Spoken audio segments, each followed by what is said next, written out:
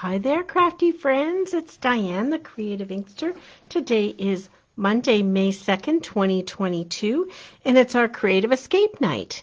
Tonight we're going to make a couple of cards using this layout, which just uses a 6x6 sheet. There's a couple of different ways you can get to the same result, and I just want to show you how to do that and make a couple of really quick cards. So this pretty paper you may not have seen yet is called the Tea Boutique DSP. It comes in a 6x6 pack, and it is new in our new annual catalog that goes live tomorrow. And so I'm going to use one of those in the other card, and then on a second card I'm going to use some of our in color paper to show you a little bit more of a monochromatic, if you will, card design, but using the same pattern and layout. This stamp says, "Let's get together soon," and could not be more appropriate for right now. Lovely times to get together with friends we haven't seen in so long. And that comes from the Cup of Tea stamp set. It has matching dies that cut out the teas and the tags, the teacups rather, and the tags. And this is where that greeting came from. I'm going to probably use the thank you. I think that's going to fit on the circle. I wanted to point out something that I only discovered the other day. So you may know when you look in our catalogs that the stamps are always shown at their 100% size. So I can't show you the new catalog today because it goes live tomorrow, but I can show you the inside of the mini catalog, which is current. So as an example, when you look at a stamp set in the catalog, you'll see those are the actual sizes of the stamps, which is really helpful if you've got a punch and you want to see how that will match. In some cases, though, it may be shown a little different size. So let me see if I can quickly find one. They're not easy to find because most of the time that's what we do, is show you them at 100%. I know where I'll find one. In our current annual catalog that ends today, we have some background stamps, which are near the back, the end of all the stamps and before the paper and tools start. And in here, there we go. In here, you'll see it says artwork shown at 35% on these ones. So it's just basically showing you a little snippet of what it's like at 100%, but then you're actually just seeing the image here at 35%. But the same mention is also on our stamp sets. So it will be shown at 100% on the cover page of the insert for the stamp set. Or if it's not shown at 100%, because it's hard to get them all on one little piece here, it'll give you a note down here shown at 85%, 75%, etc. So keep an eye out for that. That kind of helps you get an idea if you're trying to match it up with other things. So that note aside, if you're popping in and watching live, do let me know you're here. It's great to interact. And if you're watching the replay, well, I'm welcoming you as well and hoping that you'll leave me a note. How about we get started with this card? The card base is just your standard. In this case, I've done it on the long way, if you will. It was a piece of 11 by 8.5. So I've cut it at 4 1/4 by 11. Scored in half at 5 1/2 and folded. So there's a standard card base that opens this way. This one here opens the same way, but sometimes you'll see them opening differently. And then I need a card layer. I've used black just so the other colors will pop off a little more. You could use anything. White is always a good layer too. And this is 4 by 5 1/4. Then I have some smaller pieces. So I have 3 pieces of cardstock, and you'll see these in the instructions on my post in Facebook that gives you the actual sizes, but they're all 2 1/4 inch wide. So if you were to line them up, they're all 2 1/4 inch wide. One is 3 1/4 tall, 4 1/4 tall, and 5 1/4 tall. Then you're going to use those as the mats for these pieces of patterned paper. Just get them right side up. So these are 2 by 3, 2 by 4, and 2 by 5. And they just mat on like that. I wanted to show you how you could do this from a 6 by 6 piece of paper versus using a 12 by 12. If you wanted to do this as a 12 by 12 and you had a long strip like this, you just need it to be 2 inches wide by 12 long. When you have it as a 6 by 6, all I did was cut off a piece. So this is 2, 4, and 6 inches wide. I cut a little bit off the end, and then I cut them all a little bit shorter, and I have some little extra pieces for something else. So you can do this layout either way. Hi, Valerie. Thanks for joining me. So there's our layers. And then also on here, I have the piece I'm going to stamp on, which is white, and I'm putting it on a scalloped label, which is fresh freesia. And then to make it pop a little bit, I added another circle in black underneath. What you'll find with our layering circles is the circle that's scalloped that goes with is a tight fit. It's quite close to the edge. And then you have another circle here, and that just kind of gives it a little more pop. All right, well, now that we've seen the pieces we're working with, let's start putting them together. I'm just using my Stampin' Seal, but use liquid glue or tear and tape or whatever works for you. Slip this on here. So for matting, you've got your 2 by 3 and 2 1/4 by 3 1/4, and that gives a nice 1/8 of an inch all the way around. It's our standard layering protocol, if you will.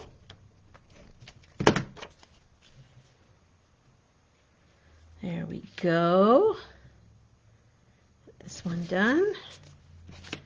And what I could have done if I wanted was use the back in the middle of it, and I would if I had had a different card base. I could have gone with a yellow and sort of a different card base, but I want all my pieces to be the same color and the same pattern showing up. I find that I'm a person who usually likes 3, maybe 4 colors that I'm using. This is a little outside my comfort zone. Typically I would want it maybe a white base or a matching Poppy Parade. This red is called Poppy Parade, and it's picking up the color of the flowers inside. I typically don't add another card color. A neutral's not too bad. I can live kind of with that. Actually, I'm going to take it out. There you go, right? So I don't have it this way. So there's lots of different things you can do with these. You can offset them a bit. You can have them run across so that they're equidistant from one another. It's not a huge size, but you can, if your pattern went different ways, you could do something like this as well. You just do what works for you. I tend to like to do this one either coming over as a fold might look or offsetting them a little bit. Play with it though and see what's going to work for you. I've added a little bit of a layer around, or a little edging I should say, around there. And I'm not popping these up. I'm going to pop up my greeting in the middle though. And this isn't quite halfway across. Halfway across would be there. I'm moving it over to the left just a hair to provide a space for this one to do exactly the same and have somewhat the same border on this side. I like symmetrical things. That works with me. Reds and purples are not colors I would normally put together. However, we know from the Red Hat Society, ladies, that is all going to work, your purples and your reds together. Here are my 3 circles then. I need to do some stamping on the white one. I think this is the same size. Yep. I'm going to use some black ink and the Cup of Tea stamp set. I'm going to use this thank you. There's some nice small ones in here. It's time for tea. I miss you. I just can't thank you enough. Those are a bit small, but I believe the thank you will actually fit on here. I'm going to test it out though first. I'm just going to lay it over top of my pre-cut circle to make sure it's likely going to fit nicely, and it does. When I'm using photopolymer stamps, I don't always remember to because I use a little placemat that's rather foamy under here, but we have a Stampin' Pierce mat, which is used for piercing in, and I'll show you one of my other ones. I have two. This one has a lot of piercing dots on it, so I keep that one mostly for piercing. Not sure what happened here. I must have got carried away one time, and I try to keep this one without holes in it, and it helps with the photopolymer stamps to have them something to push back on. If you're finding that your ink is not transferring well, that could be a help in having something underneath. And until you order one and get one in your hot little hands, you could use your catalog, or as I do most of the time, you can use a foamy placemat, but it does make a big difference, to be honest. Let's tuck that aside. So here's our thank you. It's not quite dry. There we go. And then I'll add this onto the black circle. Hi, Linda. Oh my goodness, good to hear from you. Glad you're able to pop in. You must be on your way to and from something and listening in. All right, I'm going to show you how I do this little ribbon thing on the back. And someone may have shown you this before, but it's just to add a wiggly squiggly of ribbon behind there. But if you haven't seen it before, then this is something new. It's probably I've got a bit too much. So this is our crinkle ribbon. It's supposed to be messy like that. It's supposed to be crinkled up like that, and you can add color to it using your Stampin' Blends or any alcohol-based markers just by laying it down and running the marker over it. I'm going to stick with white for today. So on the back of my circle, I'm going to cover it mostly with my Stampin' Seal. So tear and tape would work on this. Liquid glue, unfortunately, does not work so well for this idea. And I'm going to hold it in my hand and just weave it across. Do a little, I guess, loop there and weave it back, sticking it down on the back like that. And if I don't like it, I can reposition. It's usually pretty forgiving. And I can go back over. Let's pull it all off and start again. Sometimes I get it started too far down. And add my little loop, come back over here, add another loop, and then have my tail trail off there. Grab my scissors.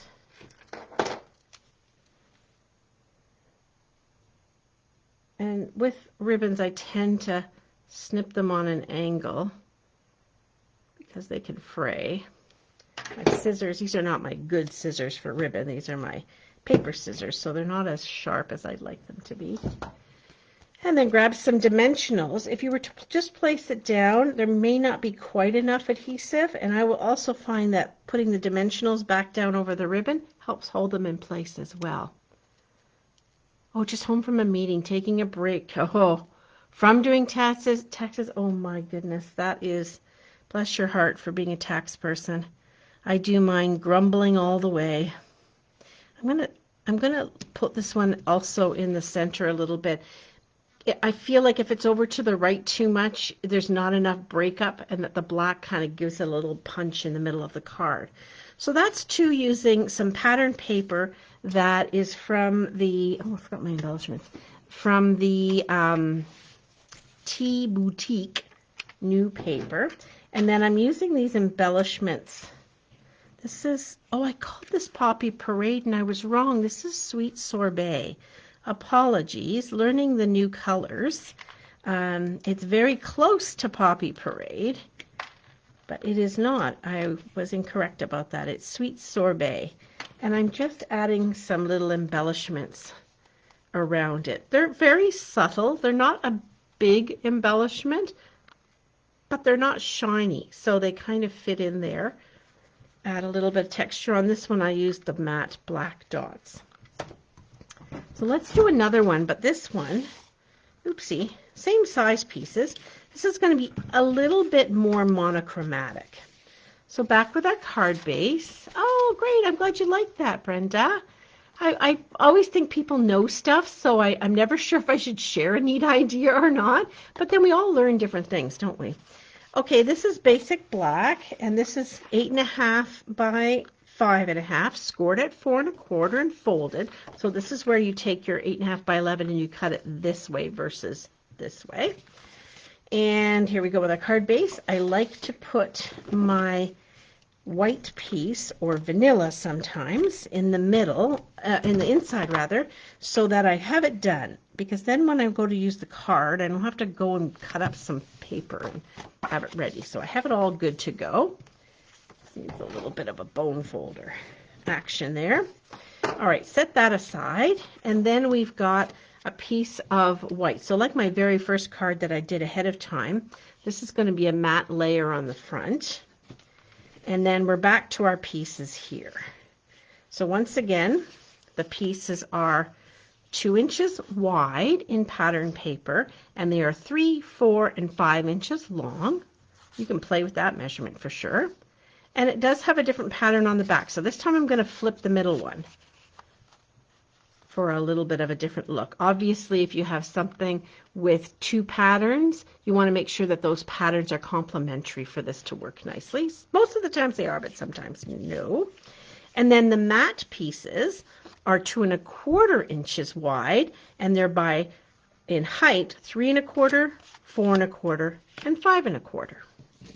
Those are all those instructions are on when this is on YouTube, they'll be in the description, and on the Facebook page, they're in the post from 6 o'clock today.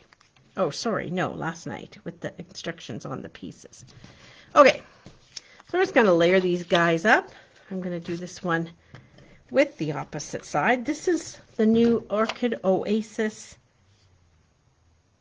Designer Series paper pack. It's the new in color. It's very close to the new Starry Sky in color. Starry Sky is much darker than we've had in a while, but it's along the same tone of color. So they're going to match nicely. It almost looks like Orchid Oasis is a lighter version of it. Oh, let's get this down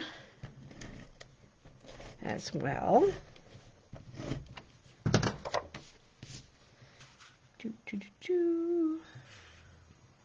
Get my layer on there. So layer on the front, layer on the inside. Yes, I like easy measurements too. Easy and simple, right? Let's not make it too complicated. So this one is the same length at 5.25. And we'll put this one like this.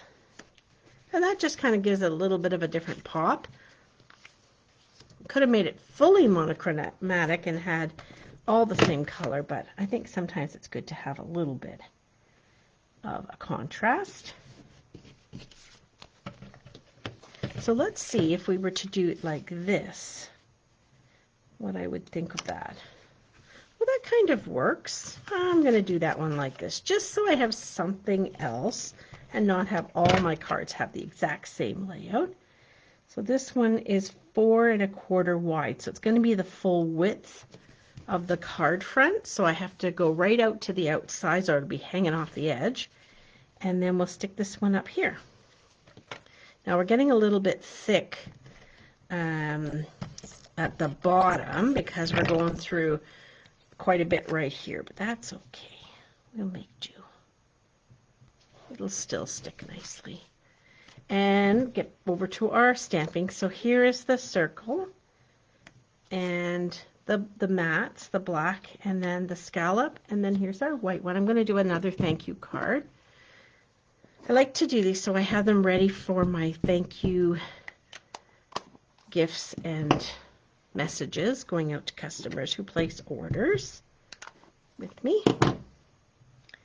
Stick my head in over here and get this over top. Ah, see, that time I didn't use the mat.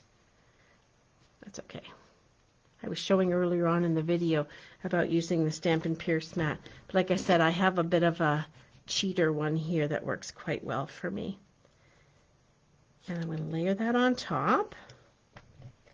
I was doing so much crafting. I don't know if you saw my post with my over 30 cards that I made on the weekend, my 3-day weekend away at the crop. It was so good to craft and just sit down and play with new product and come up with new ideas. So invigorating. So I'll be sharing those as I go along with you. All right, and then we're going to add some ribbon to this guy too. So let's do that again. This time, instead of cutting too much ribbon, I'll just do a little wrap around and get a sense of how much I need. Or I could do it off the roll. That's another way too. So back to this, we just add a good amount of adhesive on the back so we have something to hang on to. And then we take the ribbon and go left to right or right to left.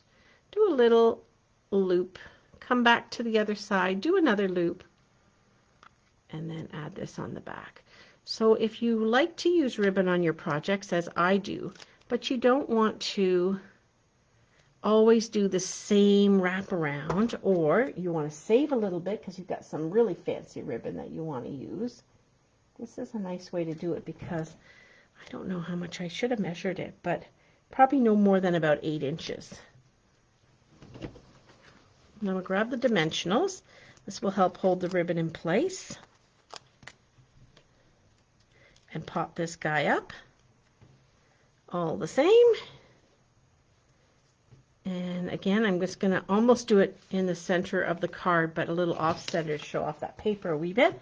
And then I have some more of these gems. Now I have used a lot out of this package. This is the 2022-2024 in color matte decorative dots. So they come in the 5 colors, and there's 20 of each. 1, 2, 3, 4, 5 times 5. 25 there were of each. 100 and, well, anyway, there's 150 in the package. So you get the 5 different colors. So I'm all out of some of the other colors. These are the Starry Sky, so they're quite a bit darker, and this is the Oasis, and these are ombre type dots, so every dot has a little bit of a different hue to them. That's kind of fun, because you can spread them around, and you've got light, medium, and dark kind of going on, and they come in a couple of different sizes.